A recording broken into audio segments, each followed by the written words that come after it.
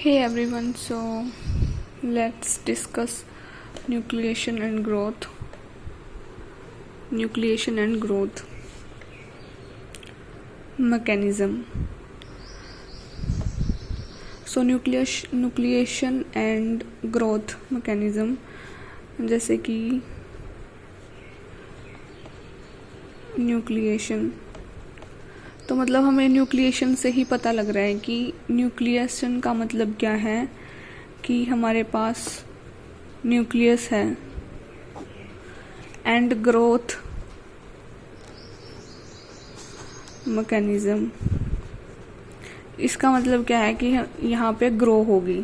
ठीक है, so this was the basic. So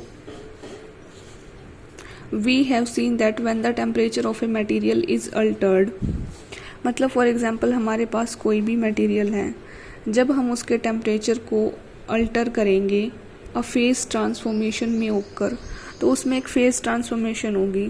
simple सी बात है, अगर हम फॉर एग्जाम्पल हमारे पास लिक्विड है, ठीक है, अगर हम उसके टेम्परेचर को इंक्रीज करेंगे तो वो किस में चेंज हो जाएगा? गैस में। Then precipitate, moisture. और अगर हम उसके टेम्परेचर को डिक्रीज करते हैं, लिक्विड के टेम्परेचर को डिक्रीज करेंगे तो वो अंडर कूलिंग होगा। ठीक है, और अंडर कूलिंग होगा इट मीन्स क्या होगा? वो सॉलिड में कन्वर्ट होगा एक टाइम पे, जैसे जैसे हम डिक्रीज करते जाएंगे। तो कुछ इसी तरीके से न्यूक्लिएशन एंड ग्रोथ मैकेनिज्म है कि जब भी हम मटेरियल के टेम्परेचर को अल्टर करते हैं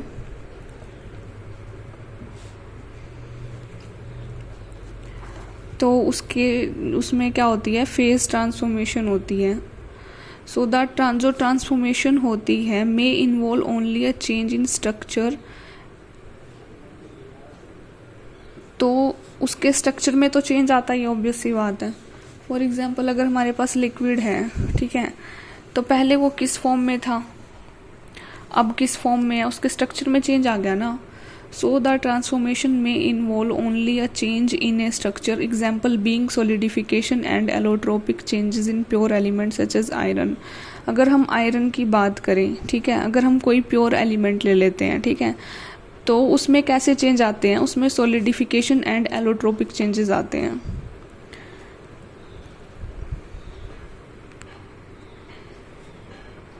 solidification and allotropic changes. Okay. In other cases, अगर हम प्योर एलिमेंट की बात ना करके, मतलब फॉर एग्जांपल आयरन की बात ना करके, अगर हम कोई और अदर एलिमेंट लेते हैं, ठीक है, जो कि इम्प्योर एलिमेंट है, तो उसमें क्या होगा? ट्रांसफॉर्मेशन में रिजल्ट इन चेंज। मतलब पहले तो क्या हुआ, मतलब जब हमने प्योर एलिमेंट लिया तो सॉलिडिफिकेशन हो गया, एलोट्रोपिक हो गया, मतलब कि उसके सिर्फ स्ट्रक्चर में चेंज आया। ठीक है, स्ट्रक्चर में चेंज आया सिर्फ। लेकिन अगर हम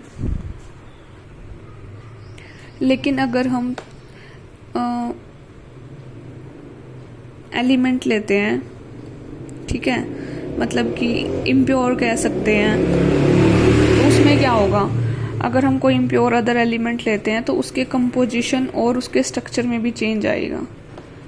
composition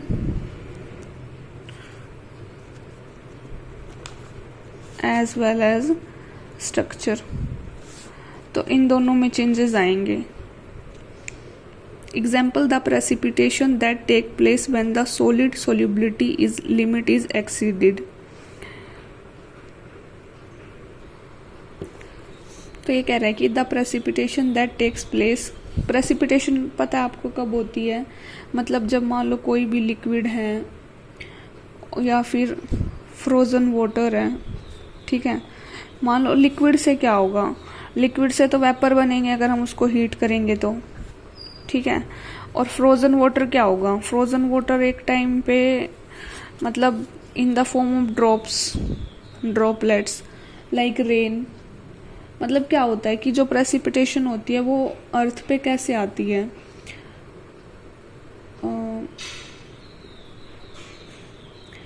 in the form like rain, snow, मतलब ठीक है, हमें कैसे मिलती है? मतलब बारिश होती है तो वो फ्रोजन वाटर से मिली है ना। तो the precipitation that take place when the solid solubility limit is exceeded. तो मतलब यहाँ पे बता रहा है कि precipitation take place when the solid solubility limit is exceeded. मतलब कि फॉर एग्जांपल ये हमारे पास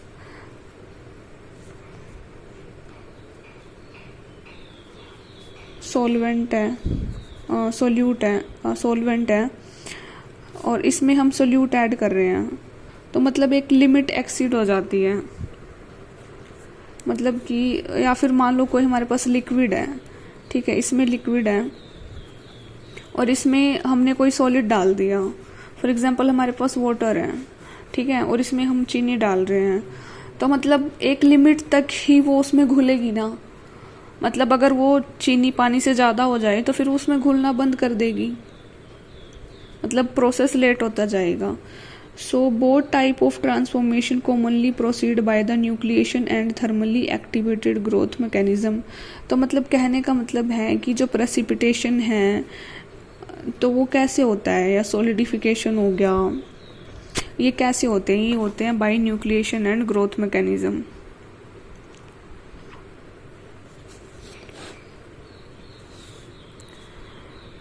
So as the name suggests, the nucleation and thermally activated growth mechanism can be conventionally divided into two stages।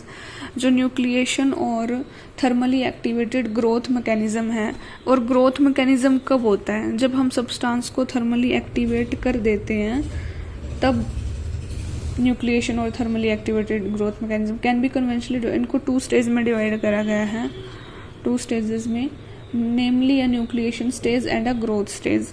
तो इसमें 2 stage होती हैं, एक तो न्यूक्लिएशन स्टेज होती है और दूसरी होती है ग्रोथ स्टेज। तो जो फर्स्ट स्टेज है वो न्यूक्लिएशन है,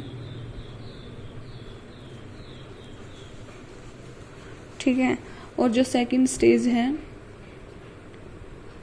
वो है ग्रोथ स्टेज।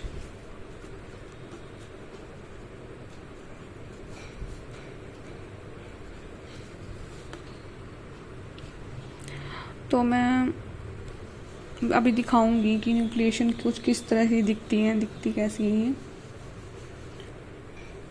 तो जो फर्स्ट स्टेज है न्यूक्लिएशन, इसमें क्या होता है, इसमें ग्रोथ होती है। मान लो हमारे पास कोई भी वो है,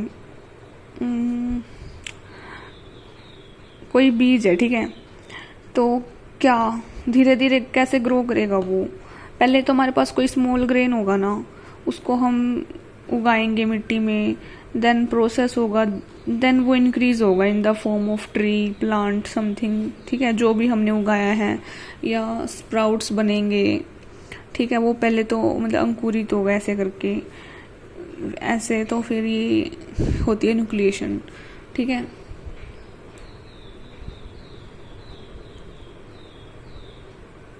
या मतलब जैसे न्यूक्लियस मैंने बताया था स्टार्टिंग में ही कि न्यूक्लियई की फॉर्मेशन होती है, nuclei, okay, of the new phase each just a few atoms in size. जैसे कि जो न्यूक्लियई होती है वो फ्यू एटम्स इन साइज होती है, मतलब बहुत छोटी होती है। तो न्यूक्लिएशन एंड ग्रोथ का मतलब ये है कि फॉर एग्जांपल न्यूक्ली है तो वो साइज में बहुत छोटी होती है, फ्यू एटम इन साइज होती है। देन ग्रोथ मैकेनिज्म का मतलब क्या है कि जो वो न्यूक्ली है फिर वो धीरे धीरे बढ़ना स्टार्ट कर देती है।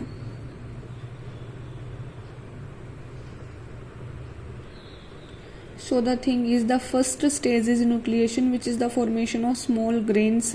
पहले small grains बनेंगे या न्यूक्लियई बनेगी, देन उसके बाद of the new phase each just a few atoms in size in the old phase। तो मतलब अगर ओल्ड फेज में वो फ्यू एटम्स किया है तो उसके बाद ग्रो होके उसका डिफरेंट साइज हमारे पास होगा। Growth of these nuclei then occurs by material being transferred. तो मतलब जो ये न्यूक्लियई है इनकी ग्रोथ कैसे होती है, बाय मटेरियल बीइंग ट्रांसफर्ड, मतलब मटेरियल को ट्रांसफर करके, लाइक बाय डिफ्यूजन या बाय अदर प्रोसेस। मतलब we are taking all it depend on the which kind of the substance we taking, material we taking, so all it's depend on that thing। So if we are transferring material by diffusion, then it will change from old phase to the new phase. In practice, a phase transformation does not always take place exactly at the transition temperature. So मतलब ये कह रहा है कि अगर हम मतलब कोई मटेरियल है उसमें फेज ट्रांसफॉर्मेशन हो रही है तो वो does not always take place exactly at the, तो वो हमेशा ट्रांजिशन टेम्परेचर पर नहीं होती है, टी यानी कि ट्रांजिशन टेम्परेचर पर नहीं होती है.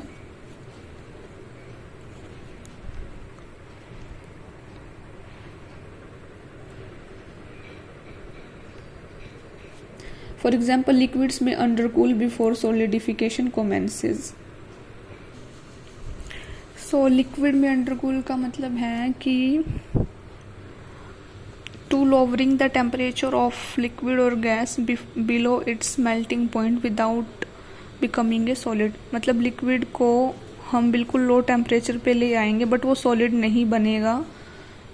So this was the liquid में अंडरकूल बिफोर सॉलिडिफिकेशन कोमेंसेस. मतलब सॉलिडिफिकेशन होने से पहले उसको हम अंडरकूल करेंगे.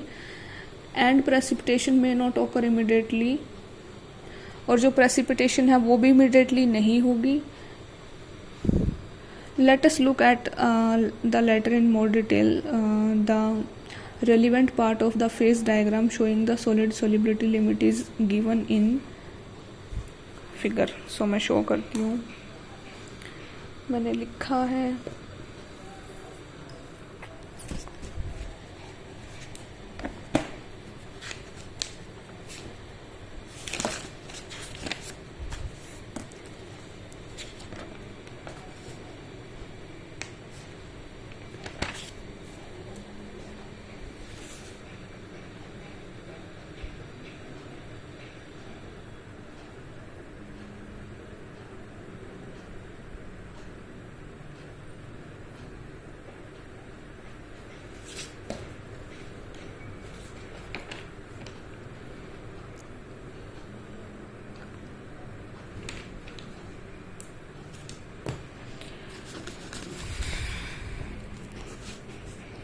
एक डायग्राम ये है कि when an alloy of composition C is rapidly quenched to room temperature from the alpha phase field. मतलब हमारे पास ये अल्फा है तो ये एक पर्टिकुलर टेम्परेचर पे है, ठीक है. From temperature Ts the precipitation of beta and a metastable state is attained which is called a supersaturated solid solution. तो मतलब कि इसके बाद मतलब कि एक टाइम पे फॉर एग्जांपल यहाँ तक, तो इसके बाद क्या होता है, from temperature Ts the precipitation of beta is suppressed. तो यहाँ एक अलग फेज था, यहाँ अल्फा फेज है, यहाँ अल्फा प्लस बीटा फेज है. तो होता क्या है,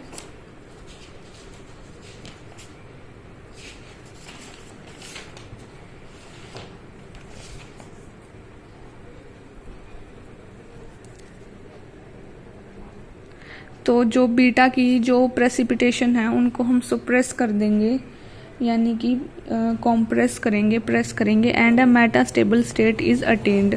तो यहाँ पे क्या एक मेटास्टेबल स्टेट अटेन हो जाएगी बीटा फेज में, जिसको हम सुपर सैचुरेटेड सॉलिड सॉल्यूशन बोलते हैं. Super saturated solid solution. तो मेटास्टेबल स्टेट पे क्या होता है, ये हमारी कंपोजिशन है और ये टेम्परेचर है. तो मतलब ये अल्फ़ा फेज था, ये अल्फ़ा प्लस बीटा, मतलब यहाँ सिर्फ सिंगल अल्फ़ा फेज है, यहाँ दोनों है अल्फ़ा भी और बीटा भी. ये बीटा फेज था, ये अल्फ़ा फेज था, बट यहाँ दोनों मिक्स हो जाएंगे. तो सुपर सैचुरेटेड सॉल्यूशन का मतलब है कि मतलब जब हमारी प्रेसिपिटेशन बीटा की सप्रेस हो जाती है और एक मेटास्टेबल स्टेट अटेन हो जाती है तो उसको हम सुपर सैचुरेटेड सॉलिड सॉल्यूशन बोलते हैं. सुपर सैचुरेटेड सॉल्यूशन का मतलब है कि ए solution that contains more than the maximum amount of solute that is capable of being dissolved at a given temperature. मतलब कि हम मैक्सिमम अमाउंट ऑफ सोल्यूट लेते हैं सॉल्यूशन में, बट स्टिल वो कैपेबल होती है डिजोल्व, वो हो जाती है एक टेम्परेचर पे डिजोल्व फिर भी। This procedure is called solution treatment. If the metastable solid solution is then heat treated at an elevated temperature TA, मतलब यहाँ पे फिर हम क्या करेंगे, TA इस टेम्परेचर पे मतलब लो टेम्परेचर पे हम उसको क्या करेंगे, हीट करेंगे। तो क्या होगा,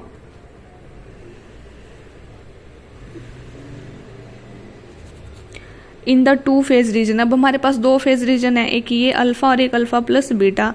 precipitation of the beta phase occurs, तो मतलब जब हम इसको एलिवेटेड टेम्परेचर TA पर हीट ट्रीट करेंगे तो क्या होगा, बीटा फेज की प्रेसिपिटेशन हो जाएगी और and the alloy reverts to the equilibrium two phase condition. तो फिर जो एलॉय है वो टू फेज कंडीशन में चेंज हो जाएगा। This latter treatment term aging can be carried out at various temperature below the transition temperature TT। तो जो एजिंग होती है,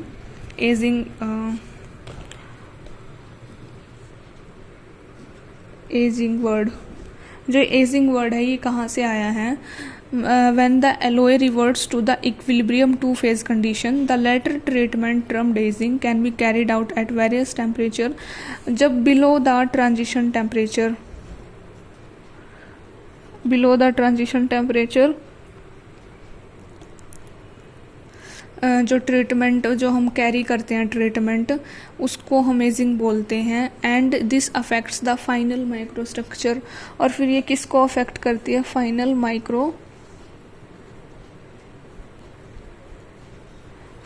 माइक्रोस्ट्रक्चर को अफेक्ट करती है। A quantitative thermodynamical analysis for the microstructural dependence on the ageing temperature is possible but complex and a simple qualitative approach will suffice for our purposes. So this is nothing. फिर उसके बाद हम देखते हैं over a normal range of ageing temperature. Over a normal range of ageing temperatures the rate of nucleation increases with decreasing temperature। अब जब हम temperature decrease करेंगे, ठीक है, तो रेट ऑफ न्यूक्लिएशन इंक्रीज, मतलब जब हम टेम्परेचर डिक्रीज कर रहे हैं तो न्यूक्लिएशन बनेगी हमारी, न्यूक्लिएशन इंक्रीज होंगी, ठीक है, नंबर ऑफ न्यूक्लिएशन बढ़ेंगी हमारी। तो मैं उसका भी डायग्राम दिखाती हूँ, वेट अ मिनट।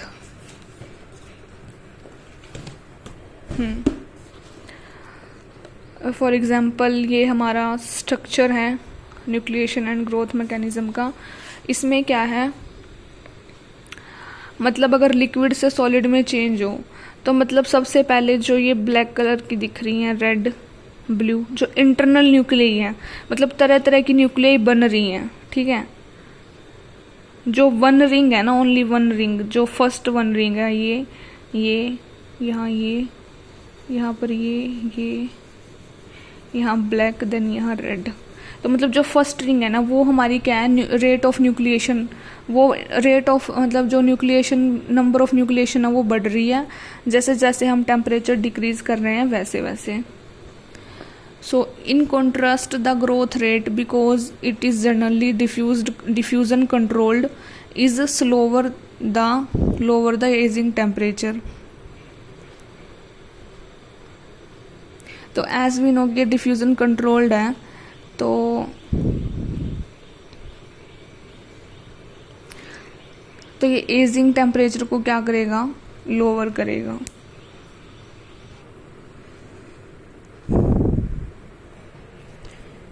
जो ओवरऑल ट्रांसफॉर्मेशन रेट है वो क्या है, which is a function of the nucleation and the growth rates, is as shown in figure.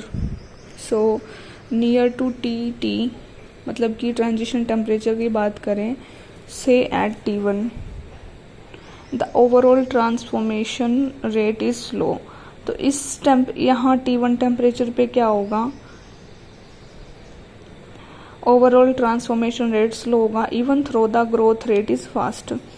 मतलब अगर ओवरऑल ट्रांसफॉर्मेशन रेट स्लो है ना, मतलब कि वो स्लोली ट्रांसफॉर्म हो रही है, बट वहाँ पे ग्रोथ रेट क्या होगा, वहाँ पे ग्रोथ रेट फास्ट होगा, क्योंकि अब वो चेंज हो रही है, उसमें ट्रांसफॉर्मेशन आ रही है। तो भले ही वो स्लो है बट हमें दिख रहा है कि उसमें चेंज आ रहा है, बट सामने से हम देख सकते हैं ना कि वो ग्रो हो रहा है, because the nucleation rate is slow. अब ग्रोथ रेट फास्ट है तो न्यूक्लिएशन रेट लो हो जाएगा। देखो यहाँ पे ग्रोथ रेट, मान लो फॉर एग्जांपल ये ग्रो कर रही है, मतलब पहले ऐसे थी फिर ऐसे हुई, ऐसे देन ऐसे, फिर ये और बढ़ रही है, मतलब ये ग्रो कर रही है न्यूक्लियई हमारी। और जब ये ग्रो करेगी तो मतलब हमारे पास कम स्पेस होगा न्यूक्लियई, मतलब न्यूक्लियई तो फॉर्मेशन होंगी, बट जब वो एक मतलब फाइनल उस पर ग्रो कर जाएंगी, देन उसके बाद उनके पास स्पेस ही नहीं बचेगा ना, उनके पास वॉल्यूम ही नहीं होगी नई न्यूक्लियई बनने के लिए, स्पेस ही नहीं होगा। So as I write here कि volume not available for the formation of new nuclei, तो न्यू न्यूक्लियई बनने के लिए वहाँ पे उनके पास कोई वॉल्यूम ही नहीं होगी। So ageing at this temperature will produce a coarse dispersion of beta particles as only a new nuclei are formed and these grow rapidly, तो ये rapidly grow करेंगी at much lower temperature such as T2, मतलब कि अगर हम और lower temperature की बात करें such as T2, ये देखो यहाँ पे T2 lower temperature है, so nuclei are formed and these grow rapidly, तो मतलब lower temperature पे क्या होगा,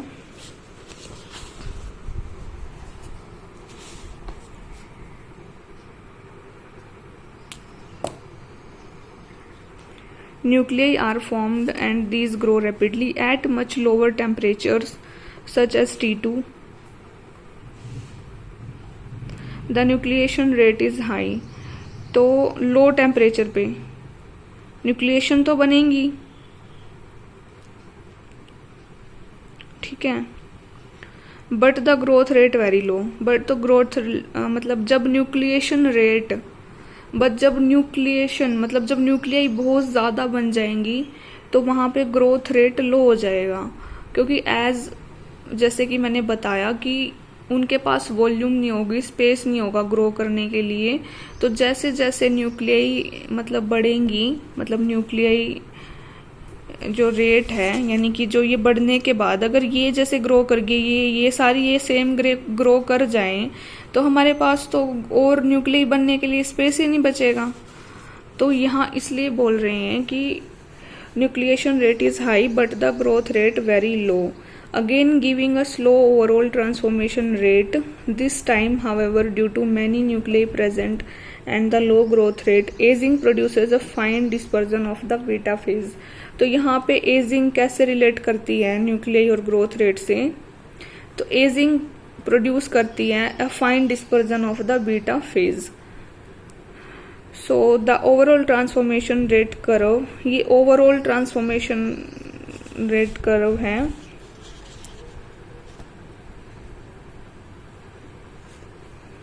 मेरे पास एक और डायग्राम है जो मैंने खुद बनाया था, जैसे कि ये एक्स एक्सिस है, ये वाई एक्सिस है, तो जो ये ब्लू कलर में है ऐसे करके यूं, ये तो है ग्रोथ रेट, और जो ये ब्लैक कलर में है ये है न्यूक्लिएशन रेट, और उसके बाद इन दोनों के बीच से जो रेड है ये है overall transformation rate. So nucleation rate, growth rate, overall transformation rate, और Tm यहाँ पे है मेल्टिंग ट्रांसफॉर्मेशन, ये टेम्परेचर। तो मतलब यहाँ पे ये जो है ये ओवरऑल ट्रांसफॉर्मेशन रेट है। वैसे इसको हम न्यूक्लिएशन रेट, ग्रोथ रेट भी बोल सकते हैं, बिकॉज हमारे पास यहाँ पे तीन वो है ना, ग्रोथ रेट, न्यूक्लिएशन रेट और ओवरऑल ट्रांसफॉर्मेशन रेट। तो हम यहाँ पे चाहे तो ये भी लिख सकते हैं या फिर खाली ओवरऑल ट्रांसफॉर्मेशन रेट भी लिख सकते हैं। और जैसे ट्रांसफॉर्मेशन का मतलब क्या है कि जैसे लिक्विड से सॉलिड में चेंज होते हैं, मतलब कि अल्फा फेज से बीटा फेज में चेंज हो जाते हैं वो। मतलब कि फेज ट्रांसफॉर्मेशन होती है, और जो ओवरऑल ट्रांसफॉर्मेशन रेट होती है वो कितनी होती है, 1 के इक्वल होती है वो।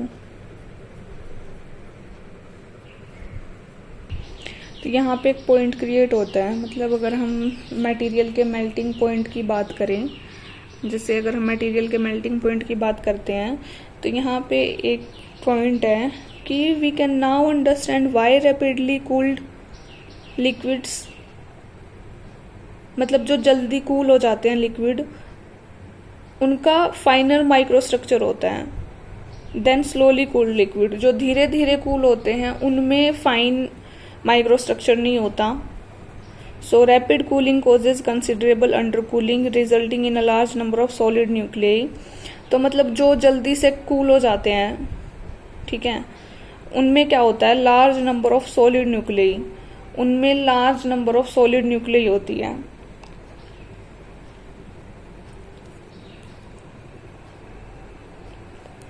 Small in size and densely packed. So, rapid cooling causes considerable undercooling resulting in a large number of solid nuclei, small in size and densely packed.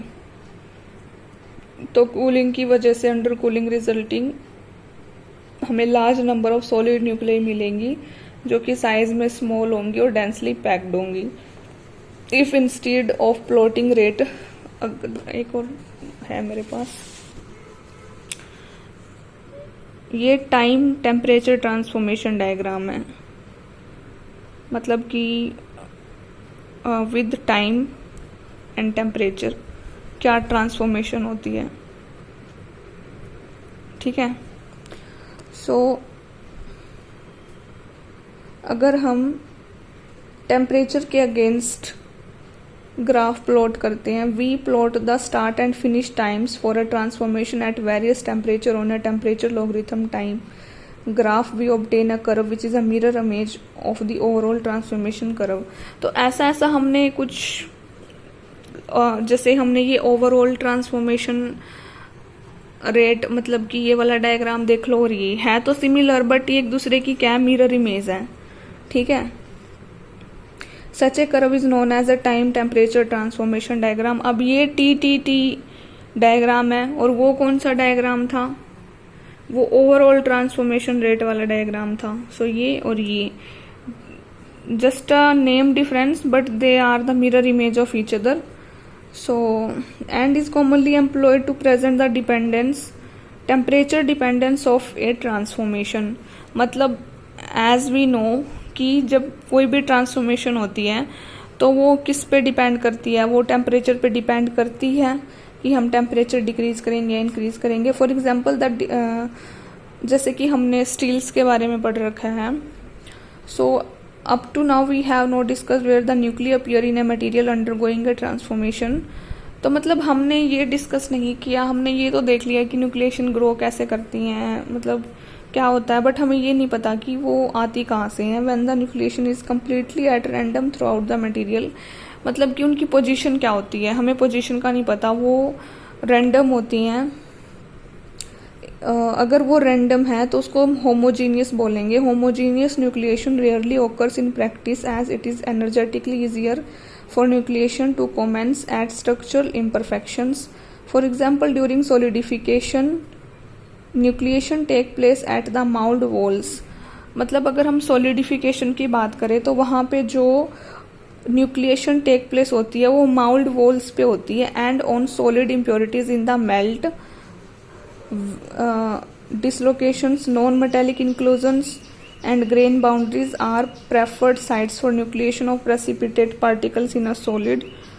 Nucleation on structural imperfections is called heterogeneous nucleation. अगर nucleation की हम structural imperfection की बात करें तो उसको हम heterogeneous nucleation बोलेंगे and is the rule rather than the exception. तो ये rule है rather than exception. So basically this was the nucleation and growth mechanism. I hope आपको इसका basic तो समझ आ ही गया होगा, but in masters level this was not the basic. आपको बहुत डीपली समझना पड़ता है चीज़ों को, बट है भी कुछ नहीं, मतलब था भी कुछ नहीं। अगर हम ऐसे देखें तो है भी कुछ नहीं, और डीपली स्टडी करते हैं तो है भी बहुत कुछ। मतलब अगर हम एग्ज़ाम में लिखने के पॉइंट ऑफ व्यू से देखें तो काफ़ी कुछ है लिखने को, और अगर अंडरस्टैंडिंग के उससे देखें तो कुछ ही पॉइंट्स हैं अंडरस्टैंड करने के लिए, ज़्यादा नहीं हैं। सो अब वो डिपेंड करता है आप पे कि आप एग्ज़ाम के लिए पढ़ रहे हैं, कैसे पढ़ रहे हैं। सो मिलते हैं नेक्स्ट टॉपिक में। Till then, bye bye, take care, do subscribe and share with your friends, and thanks for watching.